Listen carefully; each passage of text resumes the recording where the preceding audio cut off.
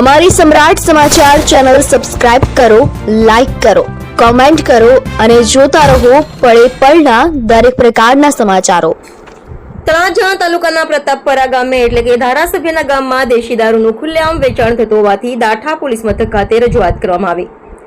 ભાવનગર જિલ્લાના તળાજા તાલુકાના કેટલાક ગામોમાં દેશી દારૂનું ખુલ્લેઆમ વેચાણ થતું હોવાની ફરિયાદો અવારનવાર ઉઠે છે। તેવી જ એક ફરિયાદ ધારાસભ્યના ગામમાંથી પણ ઉઠી છે। પ્રતાપપરા ગામના સરપંચ અરશદભાઈ ભાલિયા દ્વારા પ્રતાપપરા ગ્રામ પંચાયતના લેટર પેડ ઉપર એક દાઠા પોલીસ મથક ખાતે લેખિત રજૂઆત કરવામાં આવી છે અને તેમાં જણાવવામાં આવ્યું છે કે અમારા પ્રતાપપરા ગામમાં દારૂ પાડવો, દારૂ વેચવો અને દારૂ પીવો એ ખુલ્લેઆમ થઈ રહ્યું છે અને આ ગુજરાત સરકારના કાયદા વિરુદ્ધનું કૃત્ય છે। ગુજરાતમાં દારૂબંધી હોવા છતાં આ કૃત્ય અમારા પ્રતાપપરા ગામમાં ખુલ્લેઆમ થઈ રહ્યું છે, જેના કારણે જે લોકો દારૂ પીવે છે તેઓ જાહેર સ્થળ પર ગેરવર્તન કરે છે તેમજ બજારમાં મનફાવે તેવું વર્તન કરે છે, જેના કારણે ગામની ગરિમાને ઠેસ પહોંચે છે, જે અંગે ગામના ધાર્મિક જનતા, શિક્ષિત અને વડીલો ત્રાહિત છે।